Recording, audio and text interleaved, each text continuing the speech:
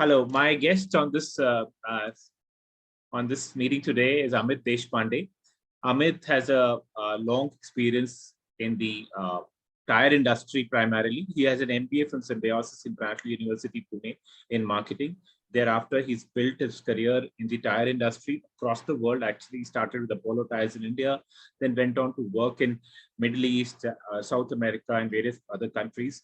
And then also worked in another company called the Cooper Tires before deciding to take a break, a sabbatical, and do another MBA in finance and strategy from the Chicago Booth School of Business Management. And he's a freshly minted MBA from the Chicago Booth School of Business Management, which he says he just completed last week. And he's also alongside been consulting with a few global firms in various areas. So welcome to this program, Amit, and thank you for giving me your time. Hi, Sudhanshu. It's a pleasure to see you again. Great. Amit, you have an interesting career path. For the first few years, you were on a very, very straight path, and then you suddenly decided to take a break, right? And do something different, right? This is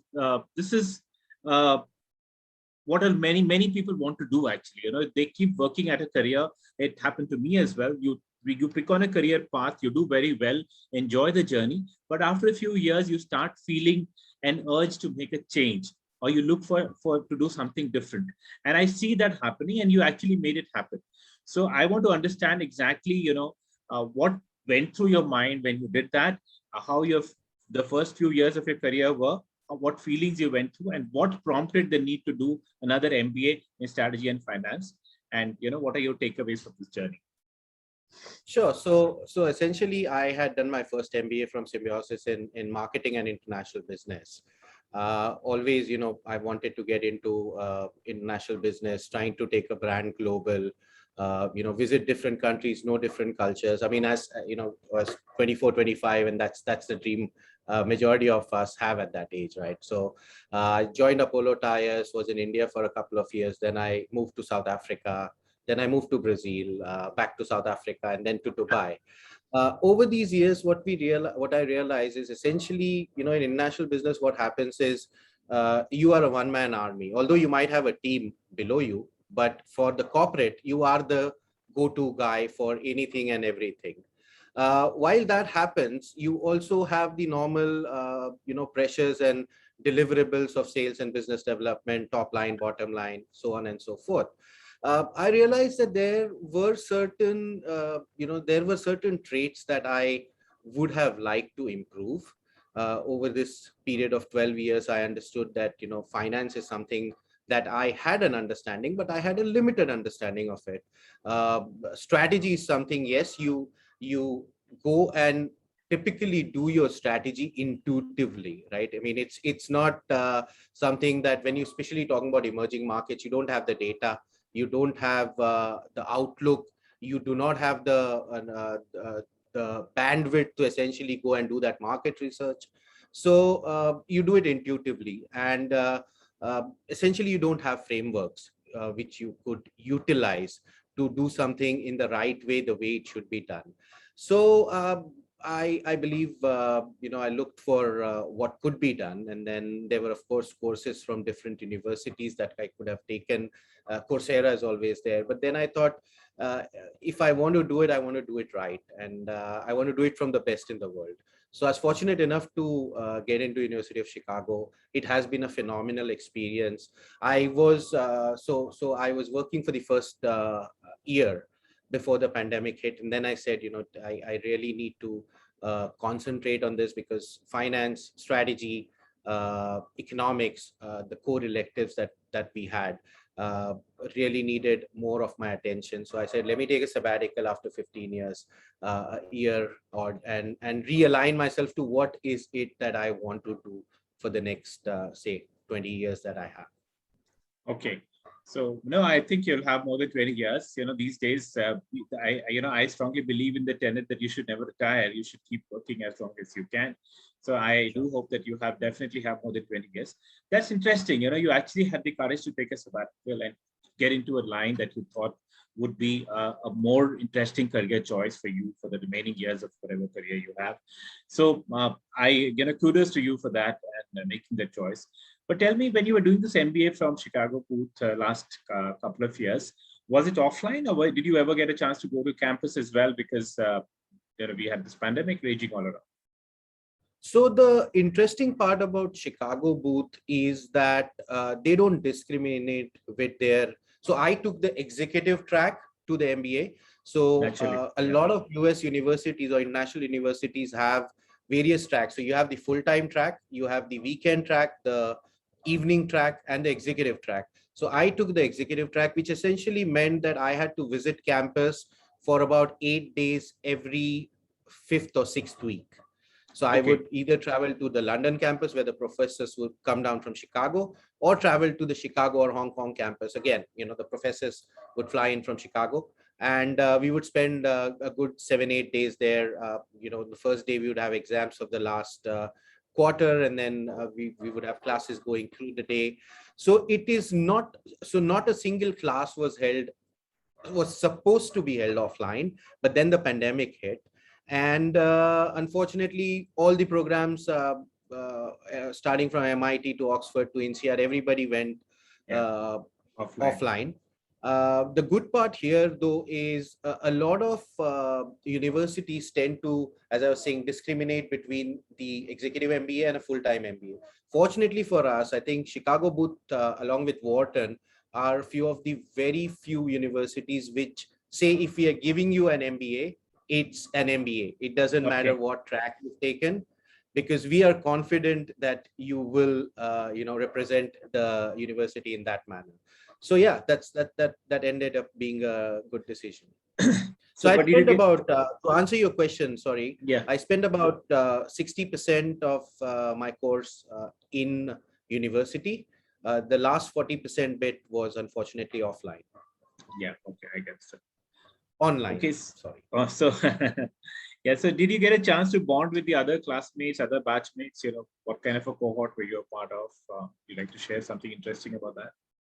Absolutely. I mean, we had a phenomenal cohort. I mean, each and every one of them were so accomplished. The first day I met everybody, I was like, oh, what the hell am I doing here? I didn't believe that I was in a company which ranged from, director level FBI guys to fighter pilots in the Royal Navy, to CFOs for large European multinationals, people coming in from various industries. The great part there was that majority of them, I would say 95% of them, were so accommodating and so forthcoming and so helpful that, we were all there together to learn, not only from the university, not only from the professors, but more importantly from each other. I think that was something. So talking to somebody from, say, an Intel gave a completely different outlook to me with regards to the foundry industry or a semiconductor industry, that I would have never gained in a 2-hour conversation from anybody else. So great exposure and good opportunities for networking with people as well, I guess. Yeah. Absolutely. And great parties. Don't let me leave that behind. I mean, it was practically every single day we would return back home or to our hotels at 3 a.m. and then turn back to the college at 7:30 a.m. So that was still the same as my first MBA. Great. So must have been good, memories of college days again, all over again, I guess, right? That's absolutely living that campus life. Yeah, some of my friends call it $250,000 midlife crisis. Okay, great. So, in terms of the MBA itself, I just want to understand how do you think it's going to help you in your career? What are the key takeaways you have from the MBA? If there's anything you'd like to share. So apart from upskilling myself in areas which I felt there was a gap, I think there were three major things that have contributed. And I'm leaving the softer side of it, the network, the brand, all of that at the side. I mean, that comes, of course. But I think the first one I would say is basically the data-driven approach that Chicago Booth, brings into an individual. As I said, majority of our decisions, my decisions especially, were intuitive, very less based on data, because data wasn't available or isn't available many a times. I think the Chicago Booth data-driven approach kind of, today when I talk about any problem, I say, okay, what is the data that we have? What can we learn from that data? Where can we use that data and make more informed decisions rather than, winging it or going by a hunch? So I think that is the first one. The second one is, I think, frameworks. I think I strongly believe the frameworks, whether it be behavioral, whether it be innovation frameworks, whether it be something like the Park framework, or new venture framework. I think these has added a lot of systematic approach to problem solving. So when you have frameworks, I believe it's much more easier for an individual to kind of travel a journey or move towards a target than without it. And I think the third and most important thing is basically Chicago Booth is very strong in its behavioral psychology. So understanding that aspect with regards to be it your biases, be it your how do you create a leadership capital, or how do you understand all of these things from an economic perspective, say the understanding of loss aversion. I mean, it's a very economic theory, but then its bases are hardcore in behavioral psychology. So I think these three are unique, I feel, to Chicago Booth, and these are the three things that I believe I've strongly taken from the last 2 years.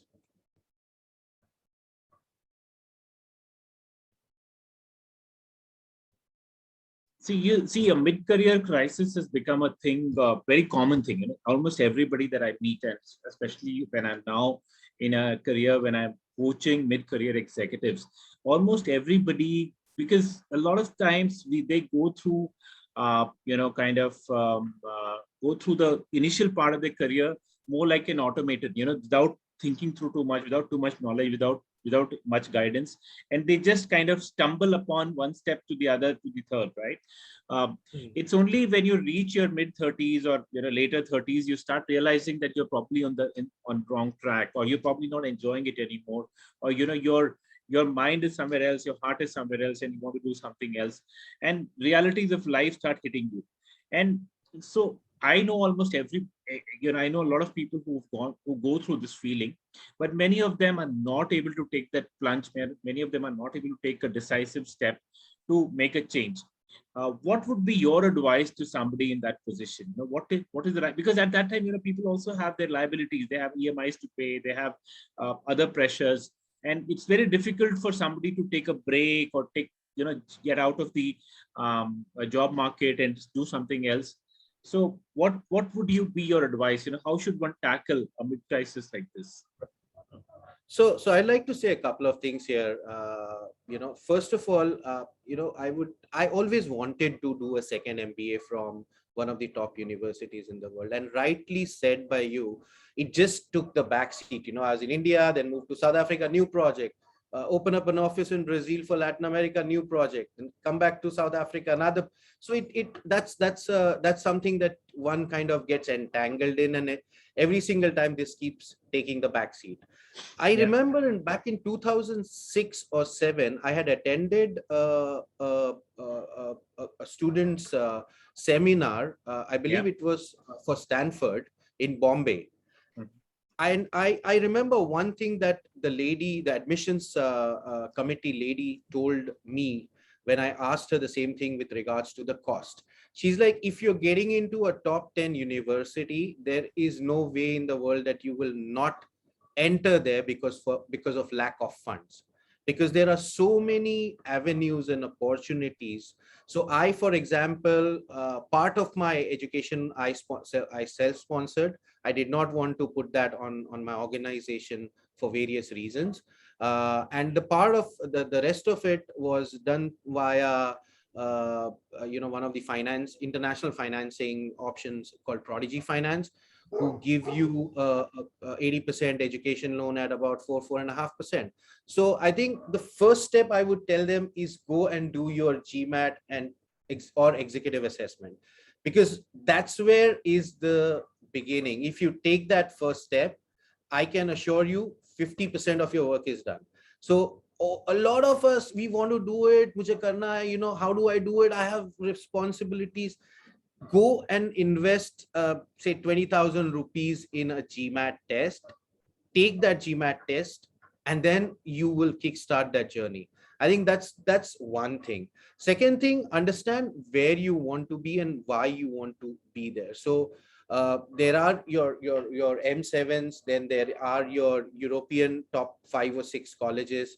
And now I believe in India as well, there are pretty good options. One of my very close friends just started his executive MBA from Indian School of Business. It's called PGP Max, I believe, which is an excellent program into itself. It costs probably half of what a Chicago Booth would or a Wharton would, but it's an excellent program with an excellent pedigree. So I would say just start off with your GMAT or your executive assessment. That's the first step. And what I've talked to people is the number of people who've done this, 50% to 60% have ended up completing or at least joining an MBA program.